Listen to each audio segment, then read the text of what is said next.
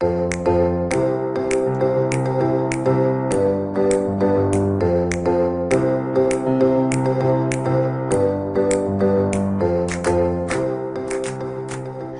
some point in our lives, we are going to face very difficult challenges. Whether or not you're a small child or an old man, at points in your life, you're going to be challenged. And that's what happened to me. And that's what I believe. I've come to believe that the impossible is just a little harder to achieve. That life is not easy. No way is it easy. But what it does help us do is tries to make sense of what is happening in our lives. I believe that the impossible is just a little harder to achieve, that you only fail when you give up trying. There is no fail and try, that perseverance, focus, determination helps you achieve your goals. Now, taking a step back, my story is I grew up on a small farm in a village in central British Columbia in the nation of Canada. We didn't have much. I lived in a converted chicken house as a young boy working on a farm, going to school, not learning to read. Education was not important. My father had a very tough life. He grew up, or he didn't grow up, he was a small boy in Berlin during the Second World War as it ended. So he brought many memories, many nightmares to Canada. And he kept those in him and never ever released himself of that. And through his entire parenting role, as I knew him as a father, he was very angry, and he was mean, and he was very frustrated. He couldn't understand people, and he couldn't understand why people didn't understand him. He struggled. But you know what? As a young boy, every boy looks up to his father as the one in control, the one that has all the answers, the one of strength. But one day, my father lost all his strength. He took his own life. And even though at age 16, I ran away from home with permission. Get that? I got permission to run away from home to better myself. I ran from everything that I didn't like. And I wasn't prepared to address what I was struggling with. At 16, you don't know too much. I'm telling you now that as a 47-year-old man, father of 4, you don't know nothing. But you know what? I learned a lot, and I had to go through those challenges and struggles, because that's how I came to believe what I believe. And that is that, yes, it's tough, but self-confidence comes from confidence within, that you have a goal, you have a task, you have a challenge, you have a tragedy. How do you circulate through that? We find many people living on the streets or in addiction that have gotten to where they are, not simply, but as a result of not being able to handle the emotion of whatever they're facing. When the emotion becomes overpowering, then we become overpowered. And that's what got me on this journey of discovery. Not discovery on the outside, but discovery on the inside. What makes me tick? What allows me to get hungry for the things that I want in my life? Well, as a young man, I got married and started a family, a father of 4 wonderful children. And when you have children, now, as I looked up to my father, those 4 children looked up to me. And I wanted to do everything I could to make sure that I wasn't controlling the situation, I was directing that situation. But what happens if you have no direction? So I believe if you don't know where you're going, first of all, how do you know when you get there? And most likely, you will end up somewhere else. People don't plan to fail, they just fail to plan. I believe that every individual needs to discover who they are on the inside, find out what their passion and purpose is, and then surround themselves with the ingredients that generate the energy, the power to go out and achieve it. Because you know what? and you've probably discovered this already, nobody is standing on the sidelines handing you what you want in life. You got to step up and ask for it.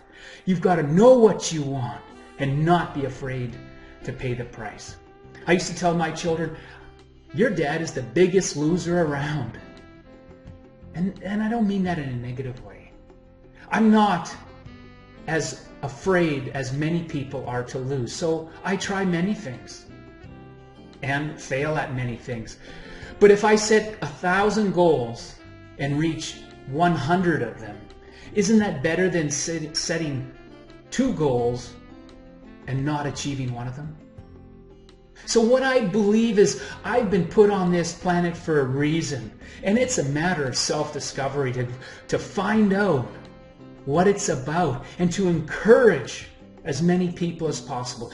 I believe that life is a gift to each and every one of us to be lived fully and completely. That the only limitations, the hurdles, the walls that are before us are put there by ourselves. The only thing that's stopping us from achieving the majority of our goals is this: me, ourselves. Whatever goes on up here and doesn't connect with down here puts us astray. We go off of our path. What is your path? That is my challenge to you, my challenge to me. What is my path? What is my journey? What is my purpose? If you don't have a purpose, I believe that everyone's number one thing on their to-do list is figure out what their purpose is. I can't tell you what your purpose is.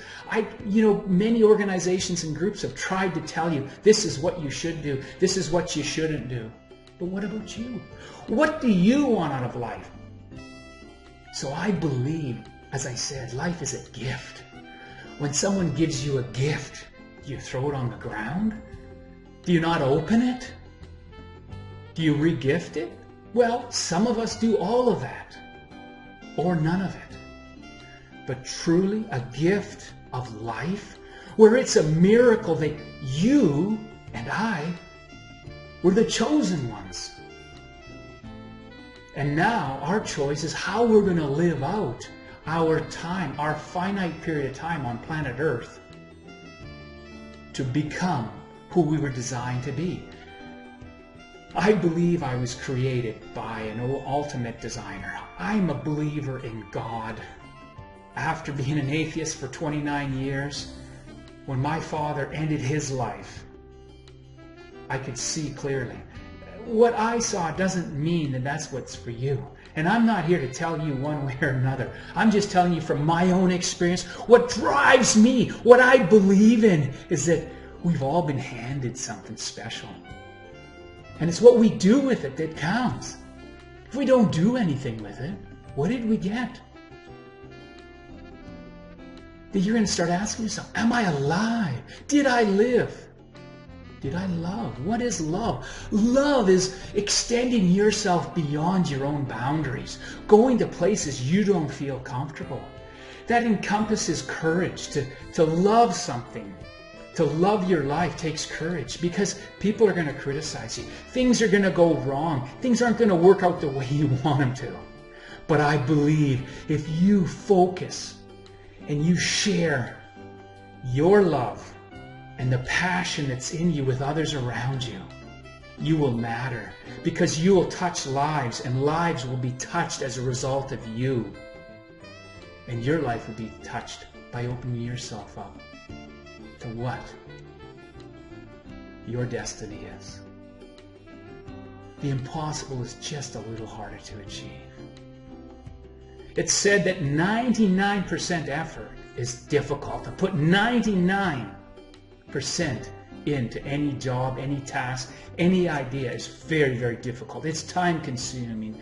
It takes so much in terms of resources.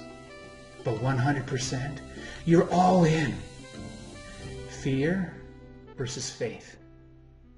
Fear is not believing that your ability, your own understanding, not your ability, your ability of your understanding, or your understanding of your ability, limits you to what you think your potential is. Re-engineer that and know that faith is that difference between what you believe you can do based on prior knowledge of where you've come from or what people have told you you can do, to where you know on the inside that you desire, whether it's to record an album, to write a book, to invent something, to create, to accomplish, to really move forward, to live life like you stole it, not sold it. What did you sell your life for?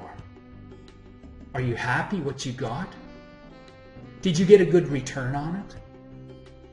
If not, follow along, enjoy the gift that you've been given, and live it fully and completely.